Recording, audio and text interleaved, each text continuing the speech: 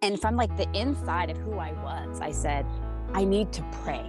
Like almost like as if I didn't even say it myself, like something inside of me just like had this desire to be close to something holy, something spiritual. And when I walked into the church, they opened the doors and there's this giant wooden, beautiful, like hand-carved crucifix of Jesus. And at the very moment that I knew that I was not at the right place, I was a sinner who needed to be saved from all the darkness that had, that I, not only that had happened to me, but also that I had, had committed. At the same moment that I knew I was not perfect, I knew that there's a perfect Savior that died for me and that I was redeemed and I didn't need I needed nothing else. And the cool thing about that is that I didn't feel that any condemnation. I felt nothing but love and acceptance, and I felt like I was home. And I just like absolutely, from then on, like nothing could compare. And, like they talk about bank tellers dealing with real money, and then when they feel a fake money, like then they know like that's a fake. And it was like, kind of the opposite. It was like I had been dealing with fake money, and when I was presented with what was real and true, I was like, none of it could hold a candle to what I had.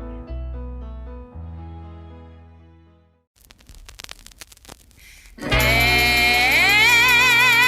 are times when life just brings you down, down, down, down to the ground. And it's hard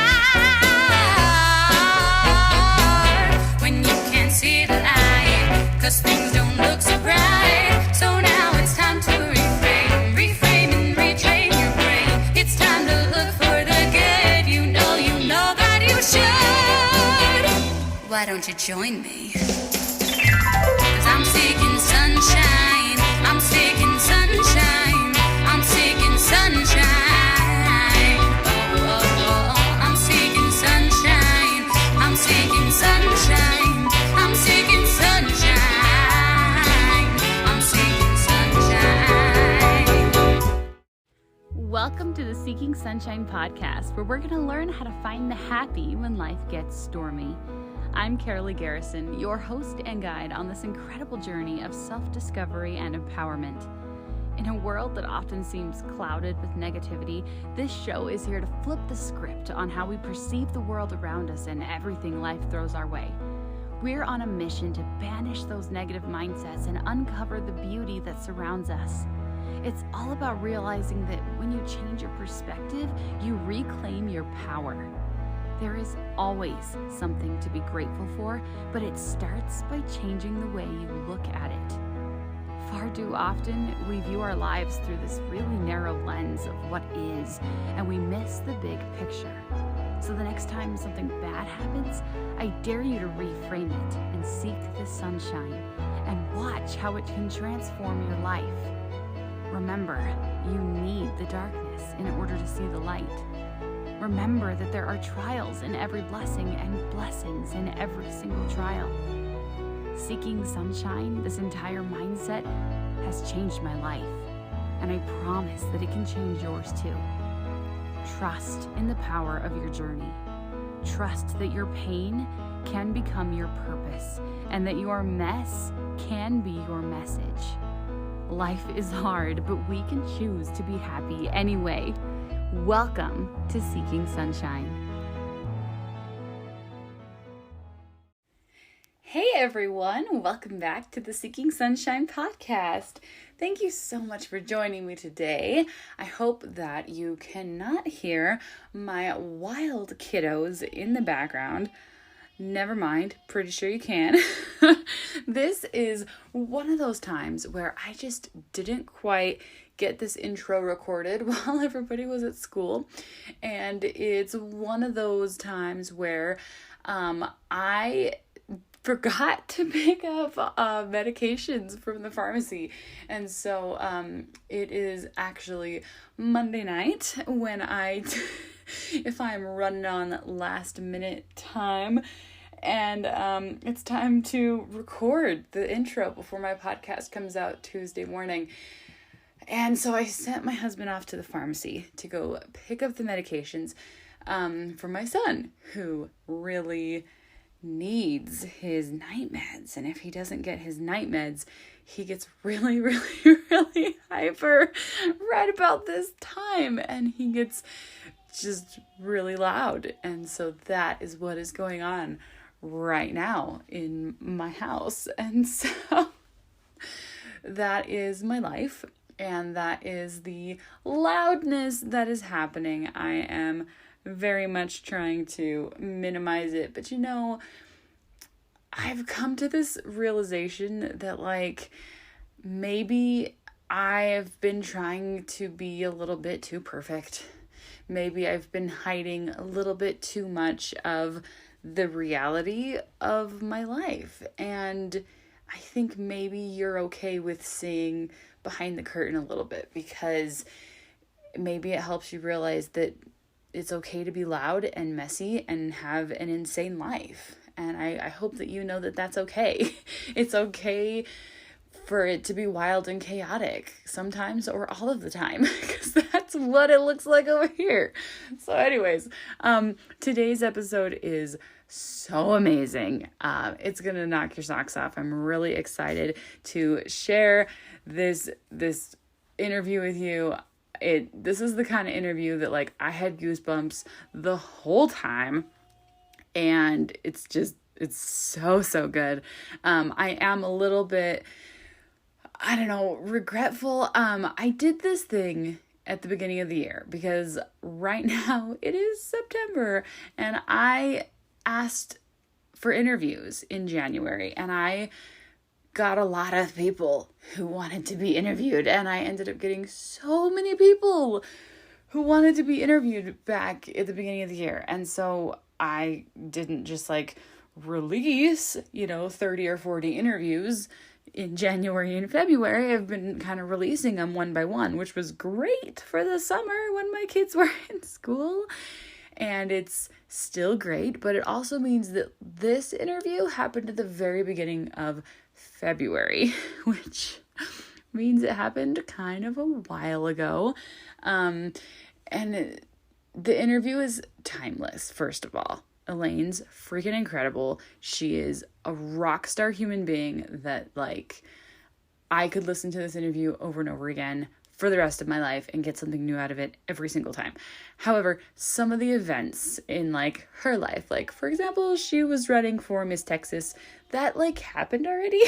And so I'm feeling a little bit bad that like this didn't come out sooner, but I tried to release them in like the order that I did the interviews, and I got a little overwhelmed with how many people I had interviewed. And I'm kind of I'm almost 2 years into this podcasting thing, but I'm still feeling like such a newbie at it. And like, I'm still really learning how to do this whole thing. And I've learned a lot. And one of those things is don't interview 30 people in 1 month, because I can't keep up with that many interviews. So lesson learned. Elaine deserves so much love and so much attention, and her story is gonna blow you away. So her bio is gorgeous, but it gives away so much of her story that I don't want to read you the whole thing. So I'm gonna give you, like none of her bio, because I don't want to give away her story. I will tell you that her story, it's just one of my favorites. It's just one of my favorites. If you are not super religious, I will warn you right now that this is a very religious episode. We talk about God, we talk about Jesus, the whole episode, and I hope that you will still listen, because it's so amazing, it's so inspirational, and I adore Elaine, and I adore listening to her words, because she's so amazing. She's one of those people that took such a difficult situation and came through it and found the light on the other side. And that's something that we all really need to see, that kind of example, that you can take hard and get through to the other side. And she did that, and she's here thriving and rocking it. And okay, I could just keep going on, and I promise you I will shut up because this has been a super long intro. So welcome to the Seeking Sunshine podcast, Elaine. I'm so thrilled that you are here. Here we go. Here's Elaine. So I did not say her last name, so I'm adding another tiny intro. This is Elaine Mingus. She is a wife and a mom. She's got 7 kids and she homeschools them, and the rest of her story I'm not gonna give away. Welcome, Elaine. Hi, Elaine. I'm so excited to have you today on the Seeking Sunshine podcast. How are you? I'm doing great. It's a nice day here in Texas, so we're really enjoying the sunshine after all the freezing ice storms we had a couple of weeks ago. Yeah, awesome. What part of Texas? I'm in Austin, Texas, or just a little suburb outside of Austin. Awesome. We came from San Antonio a few years back.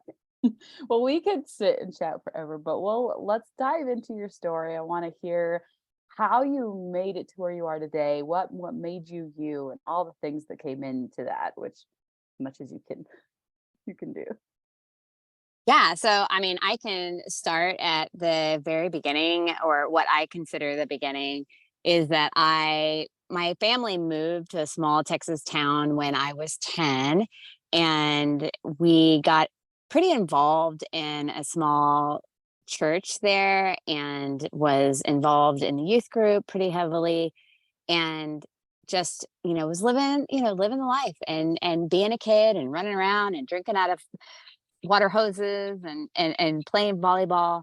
And at that point, little did I know, the youth pastor of that particular church was grooming a few of the young ladies in the youth group of a certain age range, like the 11, 12-year-old age range.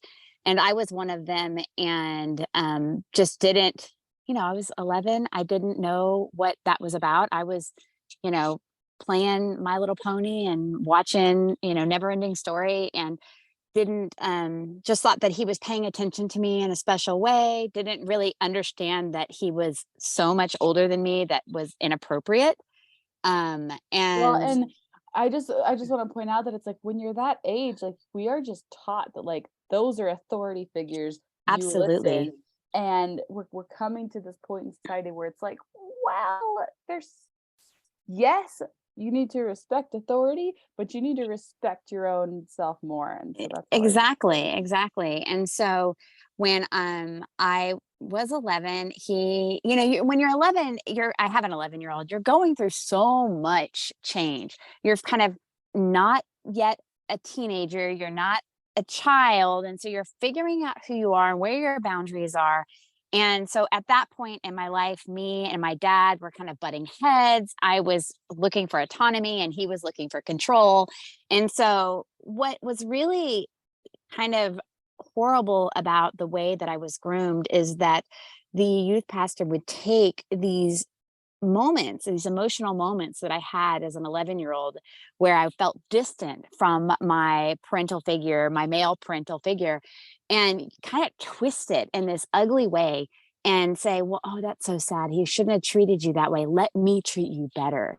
And his way, treating better, was a sexual exploitation of me as a young child.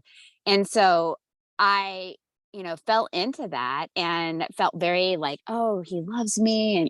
And the weird thing about being groomed, unlike what they show in the movies where sexual assault is very violent, grooming is a mental manipulation where you kind of feel responsible, where it kind of is consensual, but and you're not old enough to consent. You don't really understand what the deviant mind of an adult is thinking when you're just thinking, oh, like love and affection. And it can get really dark really fast, especially as you're dealing with the healing process on the other side of it, because you're kind of confused at like where the line is drawn, because for you were young and you felt like it was like maybe I wanted it, but then like you're like, wait a second, my adult brain says that was totally inappropriate.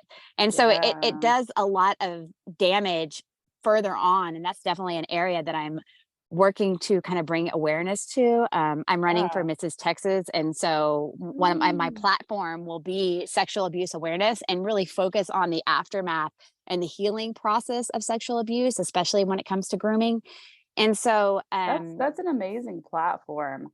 And yeah, the metaphor that comes to my mind is like, the frog in the pot of water where it's like it slowly boils and absolutely. it's like you can't possibly and what's interesting is like there's a huge element here of like the age where it's like Hmm. you just didn't know, but this happens to much older women who are much more Yeah. mature, who are just lacking in self-esteem, and then it slowly Slow. works No, I its way love that in, and it's analogy.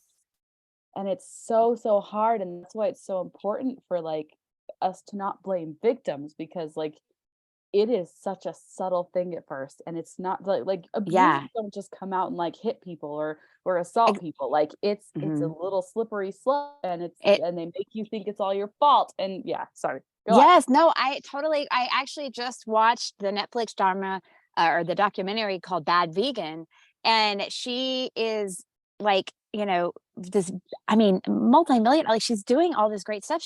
She's got all this money and she's opening this restaurant, and this guy comes in and suddenly she's believing that aliens are going to come and like bring them to a new world. And you're like, how do you get to being a New York socialite to I can, if I give you more money, the aliens will give us a better life. Like that mental shift is like insane. But when you're watching it, you're like, as an abuse victim, you're like, I get it. Like it is so subtle, and it just starts building like just like you said, the proverbial frog in the pot. It is absolutely the craziest thing. And then suddenly you're, millions of dollars in debt and you're being indicted for, like all this stuff, and you're like, how did I get here? And it makes sense. So absolutely.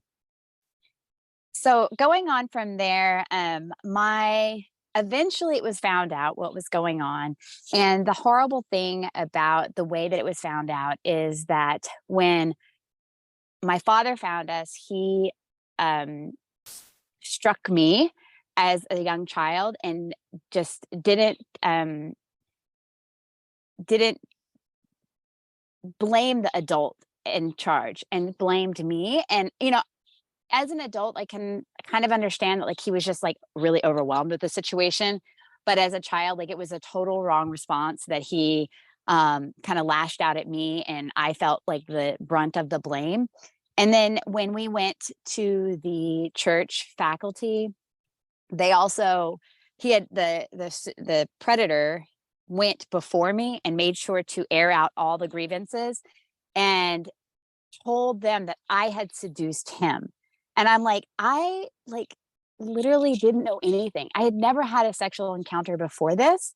So the fact that an 11-year-old can seduce a grown man is just beyond me. And the fact that they believed it is even more beyond me. Oh, And man, it's so bogus.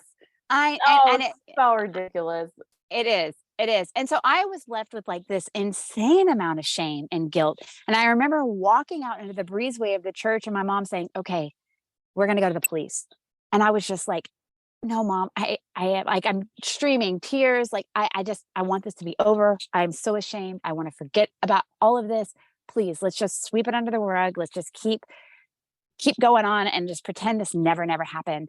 And later on, what actually also compounded the shame is that he was actually found guilty doing this. He had gotten a job at a Christian girls' academy as a volleyball coach and did it to a bunch of girls there and was finally convicted.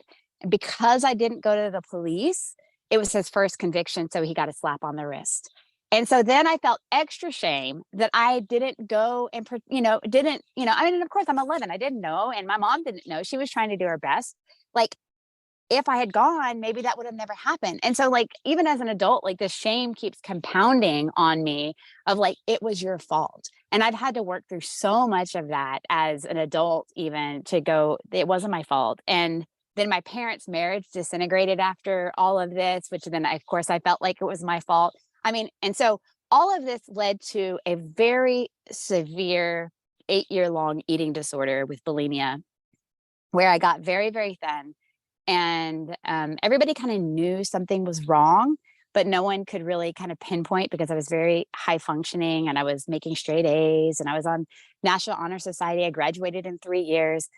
And I just, took that shame and just turned it inward and kind of just like that self-hatred and this trying to like purge myself of whatever this black emptiness, this darkness that I felt like I had created because of my choices. And then once the eating disorder kind of didn't, it's everything's a coping mechanism, right? So it's like once the eating disorder stopped kind of serving that purpose, I turned to cigarettes and then alcohol and then drugs. And then I was selling drugs and then I was promiscuous. And I mean, it led to an addiction to heroin and cocaine, shooting heroin and cocaine. And I just, was really at probably the blackest place that, most people can be, but still high functioning. So like I was able to hold down a job and I was doing, I was trying to go to college. I ended up dropping out of college.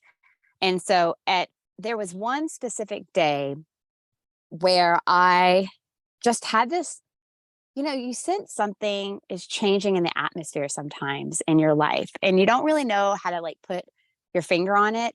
You just kind of like, and because I had grown up in the church, I had never really turned against God. Like I never blamed God. I kind of knew that there was man and his folly, and then there was God, and he didn't necessarily, or he didn't mean that to happen. And so I never was mad at God, but I just was like, just not going to do the church religious thing. But I happened to be writing a kind of a book because I'm a writer. I went to school for journalism and always wanted to be, Connie Chung or, my favorite author was Johanna and Malcolm. She eventually ghost wrote for Babysitter's Club. But as I was growing up, really reading Babysitter's Club and Bad News Ballet and wanted to do that. And so I was writing this book that was based on kind of post-apocalyptic events, very much like the book of Revelations in the Bible.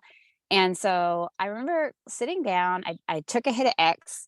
I wrote this like long manifesto and it was like, I just feel like something is like as big is going to happen to me. And I don't know what it is, but it's like going to change everything. And I closed my journal, went off, was driving down the road, starting to kind of feel the effects of ecstasy. And I thought, well, there's a church right there. I am writing a book that's kind of based on the book of Revelations about the end times and Jesus coming back. And, maybe I should like go get a Bible because I don't have my Bible anymore. I left it at home.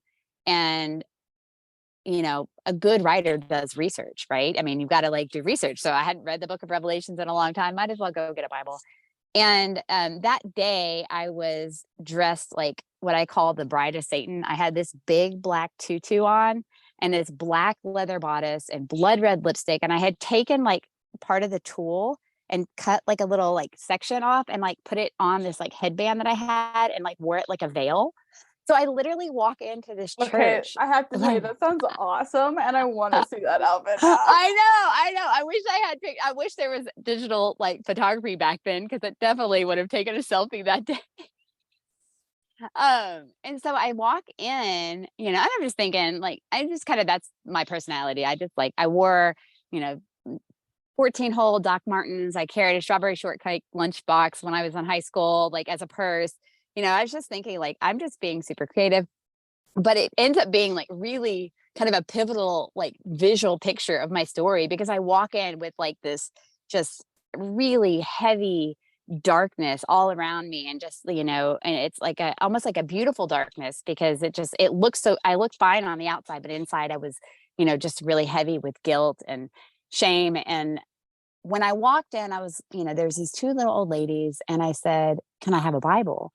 And they were like, okay. And they both walk into the back room. And now thinking back, like, I'm like, they must have like not trusted me with one of them. So they both went back there and they brought out a Bible. But during the time when they were gone, I remember looking at the chapel doors. It was a really beautiful, ornate church.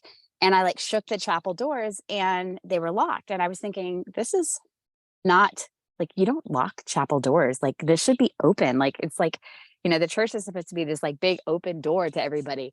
And here it is locked. And I was irritated.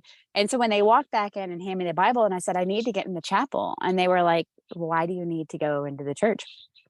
And from like the inside of who I was, I said, I need to pray. Like almost like as if I didn't even say it myself, like something inside of me just like had this desire to be close to something holy, something spiritual. And when I walked into the church, they opened the doors and there's this giant wooden, beautiful, like hand carved crucifix of Jesus. And at the very moment that I knew that I was not at the right place, I was a sinner who needed to be saved from all the darkness that had, that I, not only that had happened to me, but also that I had, had committed.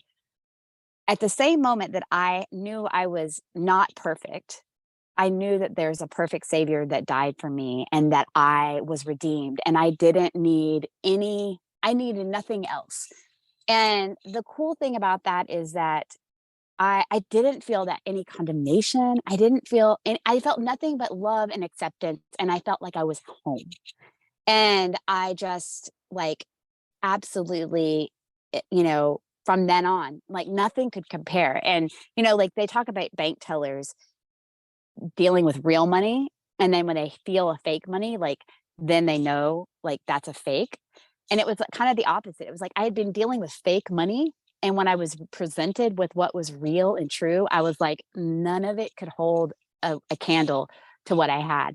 I never touched heroin again. I never, did, any of the other drugs. I did have to struggle and give up cigarettes and stop drinking alcohol and stop drinking pot. But like the really hard stuff that like, police officers and stuff will say is almost impossible to give up just fell straight to the wayside.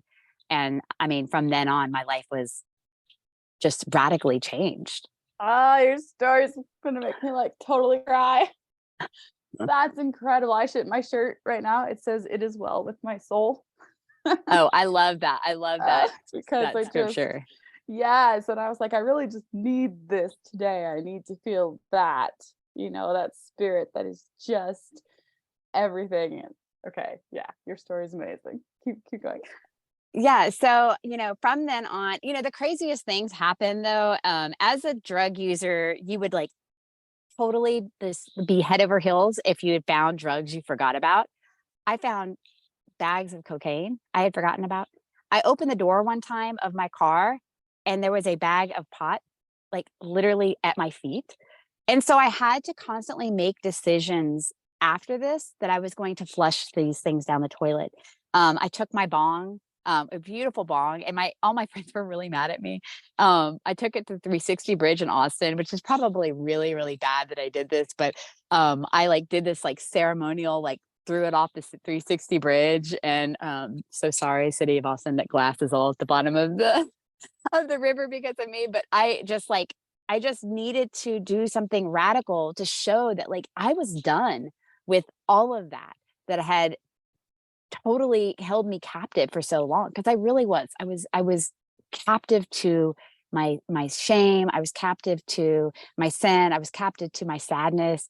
One of the biggest things that was probably a huge part of my healing process was going through an outpatient eating disorder clinic, because I did struggle. Like once you stop doing drugs and you stop drinking, eating disorder can kind of come back, because there's a dopamine serotonin gain that is happening in your brain, and you're taking away all those dopamine hits, and so you're trying your brain doesn't gather. You're not doing all these things for no reason. Like right, nobody exactly. becomes addicted to drugs just for the fun of it. Like you do those things to get out of pain. Exactly. To take the pain away, to drown out that pain in any way you can.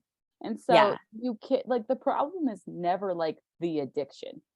Absolutely. Like, that's just a cover up for the real problem. And so like getting rid of those things does not solve your shame and your pain and your guilt. Absolutely. And so the miracle thing about that was the moment I signed the contract for the outpatient clinic, I never threw up again.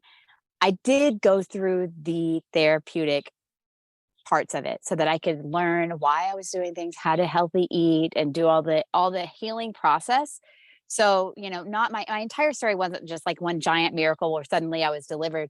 And there was a lot of delivery, but like some of it was me doing the hard work and being in therapy for 8 years and going to each appointment and sometimes being on antidepressants because I couldn't figure out how to cope correctly. And so I always want to make sure that people know that like your journey to healing over trauma can look like 1,000 things. And you might not be on antidepressants and try to do herbal supplements and then decide to get back on antidepressants. Like there's no like one way journey and there's no right or wrong way to get to that healing place as long as you're trying to get to that next step, that next best step that you're just, needing to get to. So you're not, doing anything drastic like ending your life or something like that. So, definitely that is definitely a part of the healing. And the healing continues even into my 40s where, and I always I kind of want to bring light to this part is when you stop having babies or your babies are out of the house or whatever it is, like the dopamine rushes that happen when you're dealing with like, you said you have special needs children. There's like this, like you kind of are on this go, go, go mode. And if that ever stops, there's this moment, there's kind of this like lapse, like openness. Yeah. And you have, and it's like, it's almost like we thrive on the chaos sometimes. And we actually physically do. Like our bodies are addicted to cortisol. Yeah, That stress exactly. hormone. Like we get physically addicted to the cortisol and then it causes inflammation and then it causes all the diseases. But like that's what we crave. And so a lot of us, I'm a very type A, go, go, go kind of Yeah. person. And so like I have definitely struggled to like settle down, calm down, not fill every gap with Yeah. doing something. Oh, I absolutely struggle with that. Resting, my husband is like, you don't rest really well. And I was like, I know, because it's like, especially when you're a trauma survivor or you've gone through something big, like having children with special needs or having lots of children like I have, you're just like, you are addicted to that cortisol release and trying. And then on top of that, we've got like a TikTok generation where like everything's like a dopamine release. You scroll, scroll, scroll. And it's like trying to get that resting moment is super hard. I'm sure you deal with that a lot with your overwhelmed moms and things that you do in your coaching, is that just like being okay in the silence. And that's really, really difficult, It's so essential. It is so, so essential. And that's like we try to do, these meditation practices, and sometimes it's really, really difficult to be okay sitting and not doing other things. Like just being with yourself can be so, so difficult when you especially when you first start, when you're just like, no, like I don't feel safe sitting here in Yeah. silence with myself. Like what's gonna come up in my thoughts? No, I need to go and do something else. Because it's an addiction in a way that like people don't really talk about, that addiction to busyness of like, Hmm. if I sit still, I will be alone with my thoughts. And that is scary. That is scary. It is really, really scary. And my dad recently had some heart issues and I got it at a place time and that I was like, doing busy stuff. And I was like, I literally am chanting to myself, stuff it down, stuff it down, stuff it down. You're just like, I don't want to deal with this. And it's because it's too real. And I've got too much busy stuff I'm trying to do to get away from any reality. And so I definitely, That was literally me last week. I was doing the self-care workshop for burnt out moms, and my kids' behavior just skyrocketed over the week to the point of like one of my kids trying to injure me and succeeding, and it was just like, okay, I'm gonna not deal with that right now. I have this thing I'm doing. I'm at peace. I'm at peace. I'm at peace.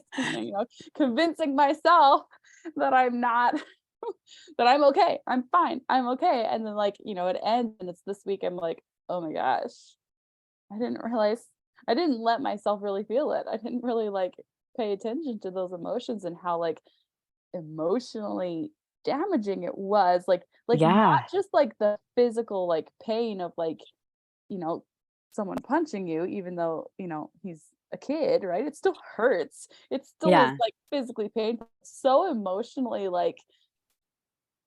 like just awful to be like, I can't fix this. I need help to fix this. I don't know what to do.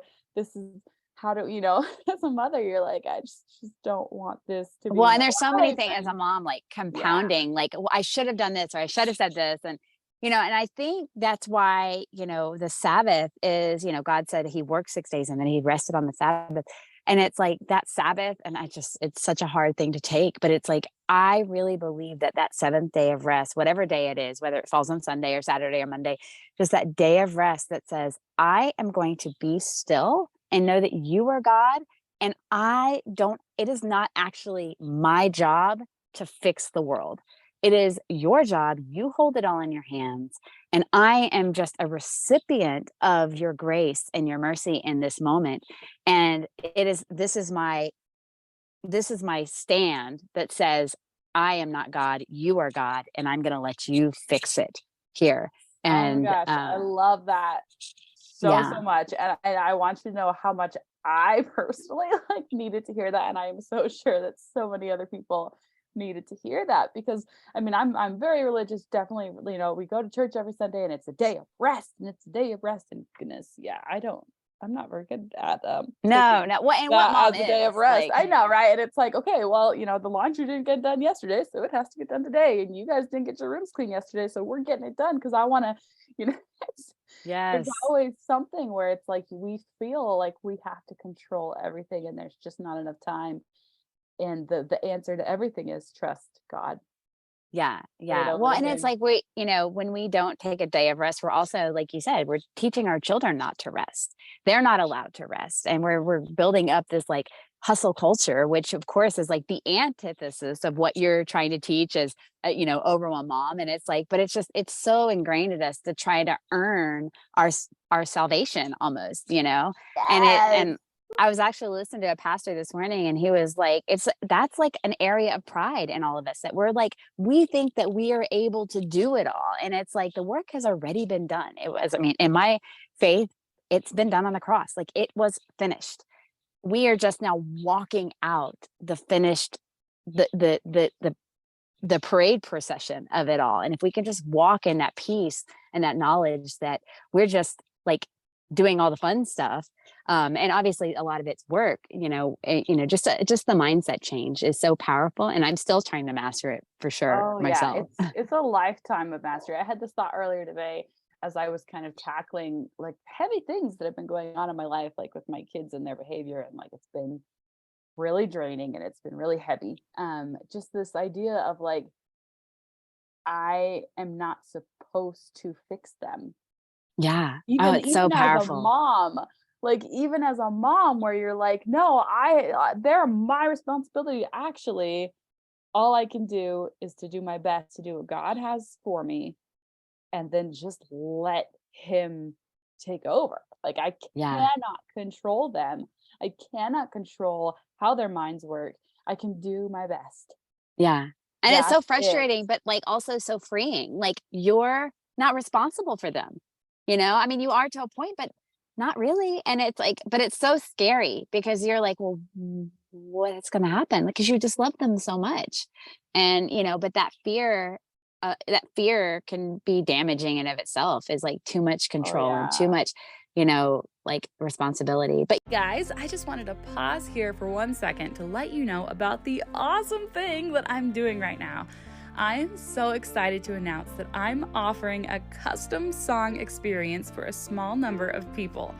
This is your chance to take your story, your podcast, or your business even, and turn it into a incredible, timeless work that will bring back beautiful, loving emotions for decades to come.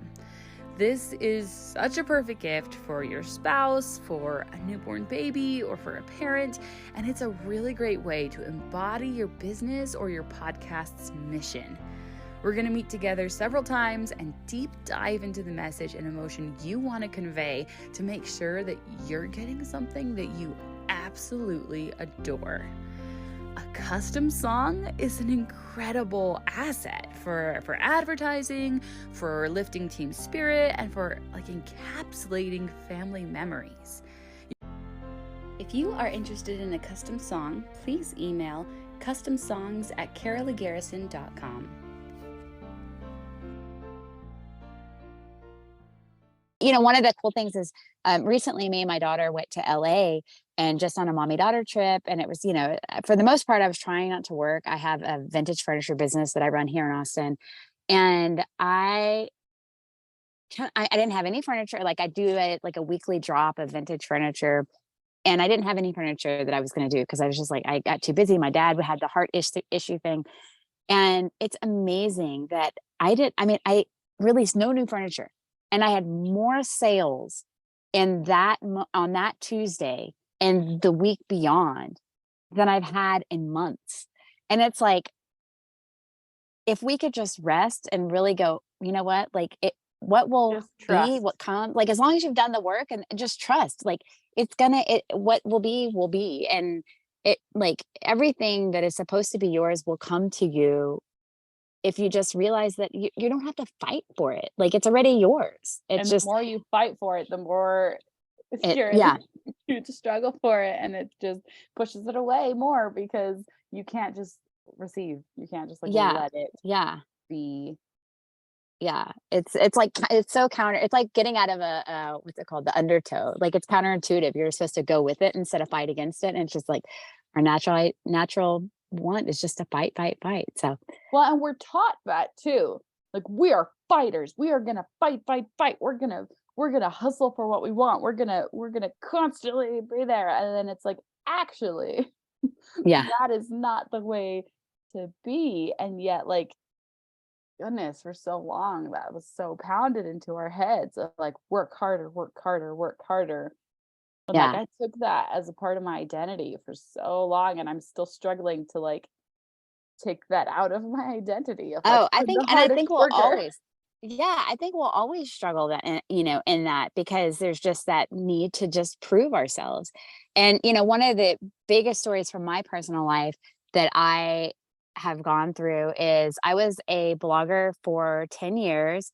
I had 50,000 followers on my blog. I had 4,000 email subscribers. I wrote for a New York Times bestseller. I wasn't a New York Times bestseller. I wrote for one on her blog. I wrote for Focus on the Family and Covenant Eyes, and had all this success on paper, but financially and time-wise, it was just it was a time suck. It was not financially lucrative. And at some point, I just was like, this is not the ROI I want. And I shut it all down. And I thought, this is the death of a dream. I've worked so hard just spinning my wheels on how to make the best Pinterest image or how to promote on social media the best. And I was just like, I'm done. I am over this. And at that point, I was kind of starting to redo my house. Like, I was kind of done. Like, we had bought our house and I had decorated it kind of pre-Pinterest. So when I was looking on Pinterest, everything was white and beautiful, and mine was all like dark and, Asian themed. And it was, 2005, and that wasn't trending. And so I decided to, it was 2018, 19 that I decided, okay, I'm finally, at a place financially that maybe we can do some of this. I'm just going to sell some stuff on Facebook Marketplace and kind of use that money to redo my house. Well, at that point, we decided to take a trip to Hawaii with our family. And we had never, ever taken, so I have a family of 9. I have 7 children. And we'd never taken a trip. Like, we had gone camping really cheap because we were financially not at like the best place. And so my husband was traveling with that many people. And it was it was also the first time that like I could even think about taking a trip with that many children on an airplane, because I was like constantly pregnant for 14 years. And so we decided to take a trip to Hawaii, and my daughter was fixing to move out of the house. So I thought, well, this is the last time we're all going to be in the same roof, and we can take it all together. We won't have to be battling schedules. And we had worked really hard at getting out of debt, and I had really worked hard at making sure that the trip to Hawaii was financially like the best deals and stuff, but it's still Hawaii. And so we came back to about $10,000 worth of credit card debt. And I was like, this is horrible. Like, what did I do? Like, I'm trying to like upgrade my house, and I've like put us into debt, and now none of it is possible. And so one day, after a bunch of tears and crying and listening, I listened to Lauren Daigle on repeat. If y'all don't know Lauren Daigle, she's amazing. And it was a rescue song, which is just like God promising that he's going to come rescue you, even when it's dark. And I said, God, you just got to get me out of this pit. We're just not in a place that I want to be financially. And one day on the side of the road, I saw a, like dresser or something like that. And I was like, well, I don't need a dresser. And it's like seconds before the trash truck comes and this dresser is going to end up in the landfill. I'm going to just take it and clean it up and put it on Facebook Marketplace and, see what I can get for it. And that became like an entire lifestyle where I was going out every single night to all the different neighborhoods right before the trash truck came and just saving all this junk from the land, because there's just, people throw stuff out and they always have the intention of like, well, maybe someone will pick it up, but that's not always the case. Not somebody, the right person doesn't always drive by. And so a lot of it does still end up in the landfill. And a lot of it's like, igloo, coolers or Sterilite containers and stuff that people are like, I don't really want that. But there are people like on Facebook Marketplace that they go to Walmart and they're thinking, I don't want to spend $17 on a Sterilite container, but this one's $5. So let's, now I can have a Sterilite container. And so it was kind of a win-win. I got money, they got something cheaper, and it stayed out of the landfill. And within 6 months, I paid off $10,000 worth of debt. Wow. And I know. And like before, my blog was making maybe $1,000 a month, and I was working 40 hours a week. And here I'm like, we homeschool our kids. I'm able to like clean something up, take a photo, stick it out, porch pickup, Venmo, cash under the mat type of thing, and pay off debt. And it was like 10 hours a week, and I'm making all this money. That's amazing. Yeah. By the way, that's amazing. It's amazing that you homeschool your 7 kids. Like, can we just like talk about how incredible that is for a whole second? Because I cannot even fathom. Mine are a little bit different of a story, but like that takes so much. Like that takes so much patience and so much like organization and so just so much that takes. I am not an organized person, and I definitely learned about how not patient of a person I am throughout the years. Well, there's nothing that'll test you more than, we all learned that in COVID. Exactly. When our kids came home from school and it was like, okay, help them with all their work. And you're like, what? Yeah. Like, that's why I sent them to school. Yeah. Right. Like someone else is supposed to do all that. Yeah. I actually didn't really want to homeschool. My sister was the one that was like, you should homeschool. And I was like, you're crazy. I want to like have a corner office in New York and like be famous. And she's like, no, you should homeschool. And I'm like, that's a horrible idea. And then somehow like it just all worked out where I was just like, okay, I guess this is what I'm doing. It's kind of funny how like things that were like, I don't want that ever, like never, ever. Please, never, ever. Yeah. And then like God puts it on your heart and you're like, but I don't want to. And then he's like, and it comes back and it comes back and it comes back. And you're like, fine. Yeah. Okay, I'll do it. Like that's how we ended up back in Utah. Yeah. Yeah. I was like, I don't like Utah. I don't want to be back in Utah. And it was like, no, you need to go back. You need to don't ever say never. Seriously, the moment you say never, you basically invited that back into your life. Right. Yeah. So it's just funny. And that's one of the ways like I see revelation really clearly. And like, I don't want that. I definitely don't want that. And yet it's coming back.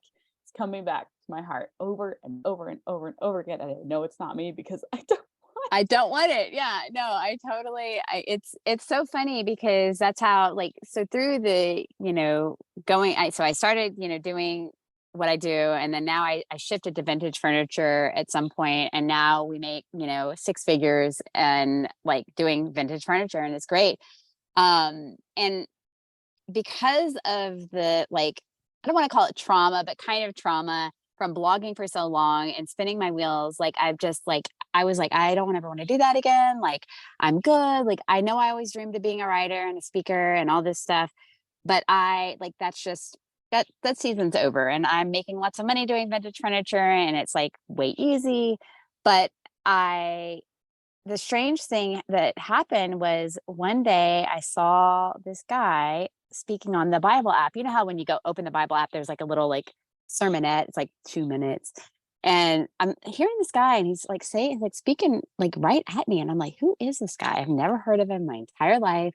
And so I start Googling him, and his name is Ryan Leak, and he had a speaker event happening in Dallas, like literally the next week.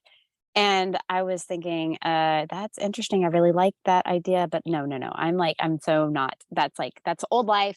That dream is dead. Nail in the coffin. I'm done. And it just like kept hitting me. And I said, okay, like we've already made quota way over quota this month with furniture sales. I said, Lord, whatever you want for this, if you want me to go to this speaker conference next week, then you're going to have to prove it by giving me the amount of sales. The ticket was there. It's a $500 ticket, a $1,000 ticket, and a $1,500 ticket. And I was like, I want the $1,000 ticket, because then it's like you get to like kind of hobnob with the people that are a little bit more committed than the $500 ticket people. And so I was like, you know, I didn't have any. I had one sale. I knew I was going to make like $250 that day. And I said, well, if I make 250, great. And that'll be like, I won't go. But if I make more, then that'll be like proof that you want me to go. Kind of putting out that fleece out there. And within 2 hours, I made $1,000. And I was like, okay, so I'm going. So I buy the ticket. And then I'm like, oh, I've got to book a hotel because it's in Dallas. I'm in Austin. And as I'm booking the hotel, another $300 sale comes in and covers the price of the hotel. And so I'm like, okay, God, like, what are you doing here? Like, this is a little weird. Like, I'm not really comfortable in this area anymore. And but Well, it's obviously, funny because it's like, I just want to know what's going to happen. I want to know beforehand. I don't want to have to like just take steps blindly. I want to know. yeah, So that's I where that want to know. uncomfortableness comes from. Exactly. And so I went, and as I'm there, there's like the $1,500 ticket. So the $1,000 ticket included a headshot, which I'm like, I don't need a headshot. And then the $1,500 ticket included a speaker reel. And I don't even think I knew what a speaker reel was. It's like this fancy video that they make you look like a famous person that's speaking at like a TED Talk, but you're just, whatever. So it's like something that you use to send like speaker agencies and stuff like that. Like kind of a resume for speakers. And the lady next to me that I totally connected with was like, I don't need my speaker reel. I want you to have it. And within 5 minutes, I had to develop a speech and like get up on stage and get the speaker reel. And so I'm like, this is the most bizarre thing. Like I've never had, like when I was blogging and I was trying to get speaking engagements and I was writing books and stuff like that. It was so much more of like an effort, and I was like really beating my head up against a wall trying to do it. And this is just like being handed to me. And I'm just like, okay, like this is really like not an area, like in my furniture business, that's how it happens. Like it just like things just like keep unfolding. And so I knew that like my furniture business is like where God's like the breath of God was on, whereas my blog, it wasn't that way. And so, like now when I talk about business and I do business advice for people, it's like, that's definitely an area that I focus on. It's like, do you feel that breath of God? Because if you don't, maybe you're not in the right area, and it's okay to pivot so that you can make money. But so I did the speaker reel, and I'm still thinking like, I don't need this speaker reel, right? Like who am I? I'm just selling vintage furniture. That's like what I say. I just sell vintage furniture. And little did I know that within a couple months that God was going to continue to breathe into my heart. And I saw Mrs. America speak. And then a week later, I saw Mrs. Universe speak. And both times they said, I have a story. And if you want to tell your story and you want people to listen, the title of having a Mrs. Universe, Mrs. Texas, Miss, whatever it is, that it opens up doors. And it got my head. I was just like, okay, God, like I hear you. I see this like breadcrumb you're sending me. And so I applied for the Mrs. Texas pageant. And I am not a pageant girl. Like, I mean, like, my story. I'm ex-heroin addict. I was a roller derby queen. Like I was like not, I'm tattoos and stuff like that. And roller derby is the coolest, by the way. It was a lot of fun. My nose, if you can look, my nose is broken a little bit. It's like kind of dented in on one side. But I got in. I was one of 50 Texas women that was selected to run for Mrs. Texas. And I'm just like, it is so amazing that like how God orchestrates everything to be like, because it's, my blog and stuff, I feel like a little bit, it was like me and self-promotion. Whereas like now I have this heart of like, this is like something that God is building, and it's like so much bigger than me. And like it's creating like all this healing, inner work and healing that I'm doing in myself, and like knowing my message, knowing what I'm after more clearly than I ever did before.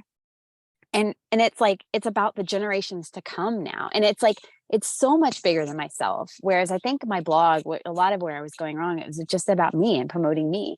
And because I knew I had a good story, but it's still kind of just like this, selfish ambition. And so now it's like, I mean, not to say that that's totally erased because I'm still human, but like that place where you're just like, I am like doing something that has a bigger purpose than, after I die, I'm leaving a legacy.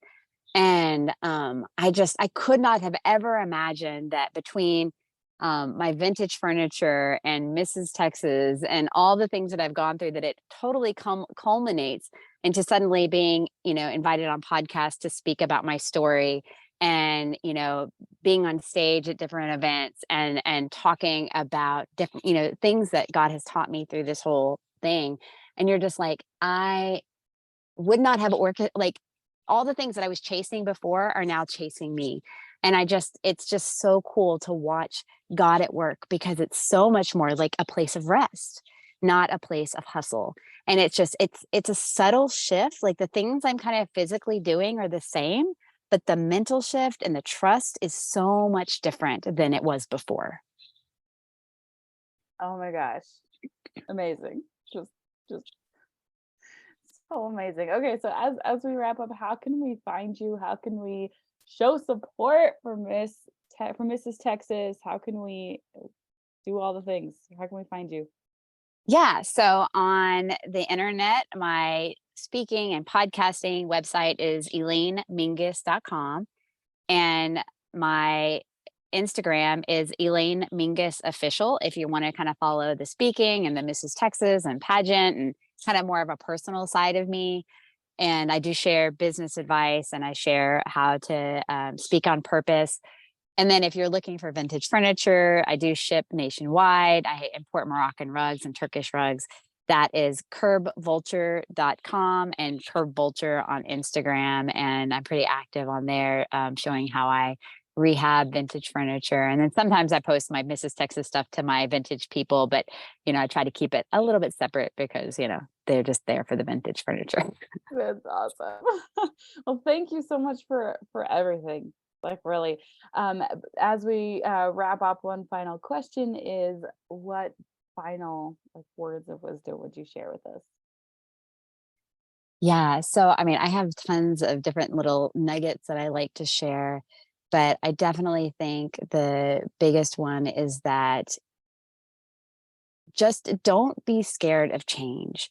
Change is inevitable. And sometimes we can just like grasp on for dear life on something that we feel is a dream or something that we're really, really, passionate about. But if you're trying, especially if you're trying to make money off of it, right? One of the things that I like to say is that if it's not making money, it's not a business, it's a hobby. And that's okay if you're okay with it just being a hobby. But if you're trying to make money on whatever passion project you're doing, don't be scared to pivot that and to change something so that you can, because money really is what makes the world go round, and it funds the passion projects. So like my vintage furniture business, I couldn't, like, we had like one of the biggest sales day yesterday ever. And it's like, I was just like, thank you, Lord, because I haven't been able to focus on the pageant stuff, but because I have the financial security to focus, to know that my finances are in order, I can now focus on the pageant stuff, which is me collecting sponsors and not making money at this point on it. And so I can really focus in without any worry for the financial thing. And so one of the things that I'm a part of a group called Created Woman. And one of the things that our founder always says is that your purpose never changes. My purpose as a blogger was to share the gospel, share my testimony, and share that you can also yourself be redeemed, right? My purpose doesn't change, but my strategy pivoted and changed into selling vintage furniture, running for Mrs. Texas, And I'm still doing what I was doing with my blog, but I'm doing it in such a more powerful way. And so never being scared to give up what you think is a dream that you're just like, I can't, it has to be this way, and letting it go, and just saying, God, I give it to your hands. You know my dreams, you know my heart. I give it to you. I'm giving it up. I'm laying it on the altar and seeing the beauty from ashes that he can create. Oh, I love it. And one thing that's like, that really has always struck me, that's like, he didn't give us these passions for no reason. Absolutely. Like, God did not put these things on our hearts for us to just suffer through never doing them. Yes. We just have to give it to him and let him be in charge of what that looks like. And maybe it looks different than what we thought it would. Yeah, absolutely. I always like to think about the up, like God sees it from the upper side of the tapestry, and we're seeing all the strings underneath. And it's like he knows the future, and he can definitely make it into something more beautiful than we ever could in our human understanding. Absolutely. Oh, this has been a joy and so inspiring. And I just hope that that you just really succeed in your Mrs. Texas pageant. I do too. I do You too. you so deserve it, and I have just absolutely loved the conversation more than you could even know. So thank you again. It's been amazing. I hope you Well, have. thank you so much for having me. It's been Yeah, awesome to get to know absolutely. you and to hear your story as well. Yeah, it's a story. Well, and we talk about seeking sunshine because that's what this is all about. And so usually I'm asking about sunshine, but I feel like your story is so filled with the sunshine, because to me, seeking sunshine is seeking God, right? He is the sunshine in every part of our lives, in everything that we do. And your story is just filled to the brim with all that sunshine. So thank you for sharing that with us. Absolutely, absolutely. There's a verse that I like to say a lot. It's those that are in a great darkness will see a great light. And when you turn towards, Jesus, that is that great light, that sunshine that we're all seeking. And it's such a healing place. And when you bring something out to the light, it's just going to be healed. Oh, I love it so much. Thank you, thank you, thank you. I got to run. I hope you have an absolutely incredible day. Thank you so much for having me. You're welcome. Bye. Oh my goodness. Elaine is my favorite. I adore her. And by the way, I follow her now on Instagram, and all of her posts are so cool. Like, you have to go follow her on Instagram. It is at Elaine Mingus Official. And she's so amazing. So freaking amazing. So here are my favorite takeaways. Number 1, your journey to healing from trauma can look like 1,000 things. There's no one-way journey. There's no right or wrong way to get to that healing place as long as you get to the next step. Number 2, I am going to be still and know that you are God. And it is not actually my job to fix the world. It is your job. And you hold it all in your hands, and I am just a recipient of your grace and your mercy in this moment. I'm going to let you fix it. Here.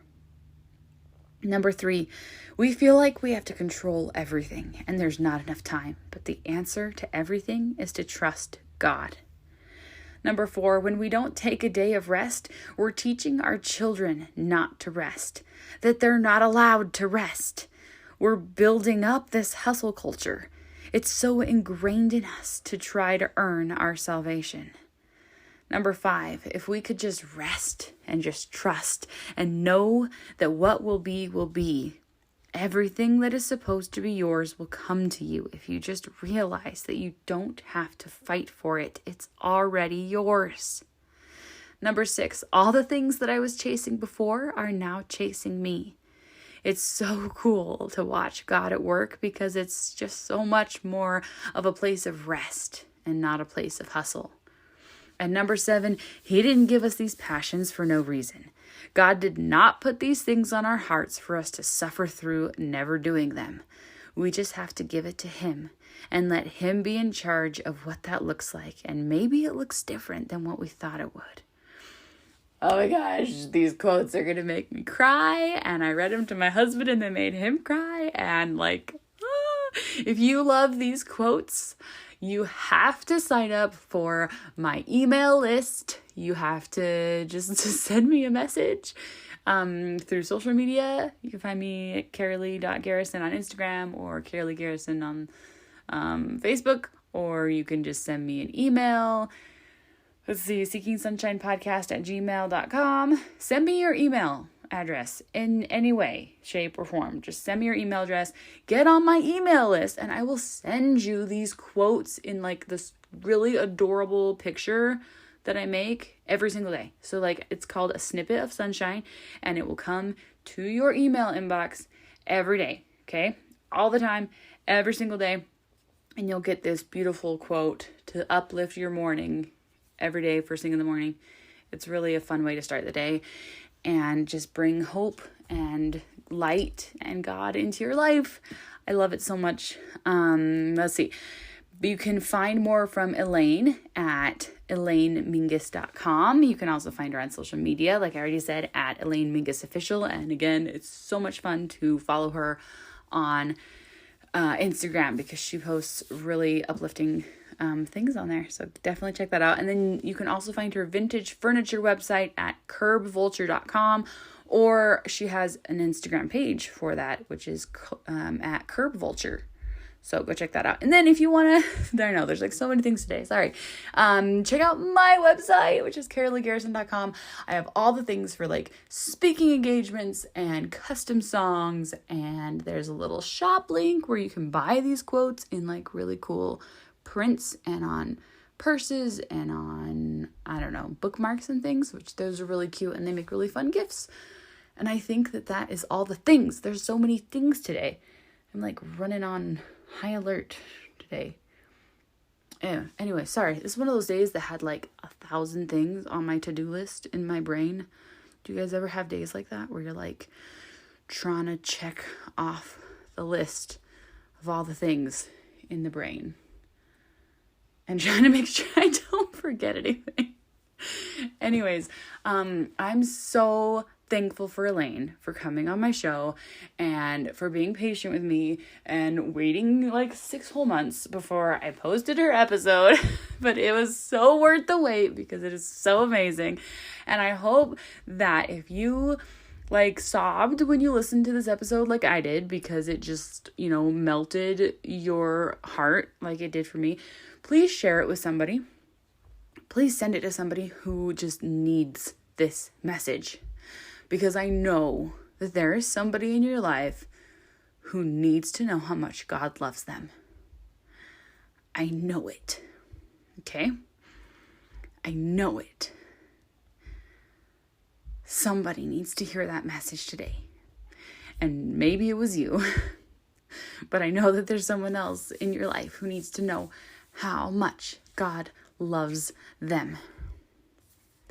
And even if you, don't want to share the episode because they're just not a podcast listener, that's fine. Tell them. Send them a text, okay? Tell them how much you love them and how much you're thinking about them and how much God loves them. All right? Please. That's something this world needs so much more of. All right, I am going to end it here and stop jibber-jabbing, and I am going to leave you with a song, and I hope you have such an amazing day. Bye, everyone.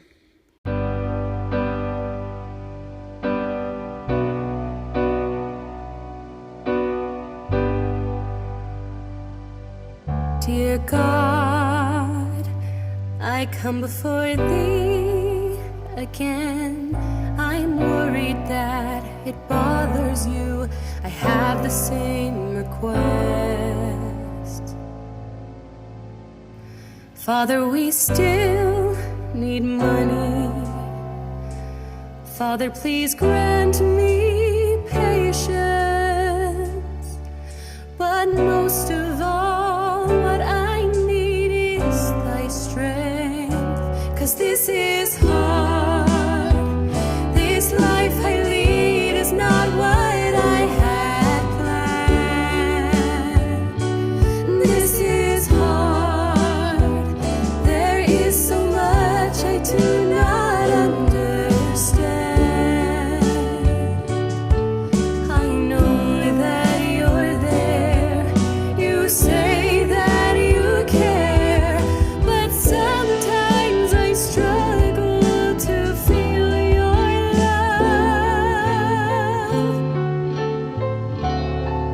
Dear God, I'm back on my knees again. I'm hoping that you'll see through my overwhelming pain.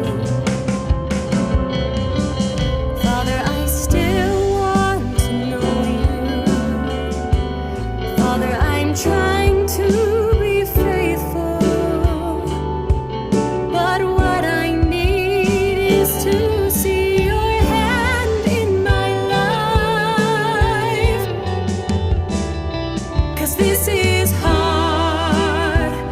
This life I lead is not what I had planned. This is hard. There is so much I do not understand. I know that you're there.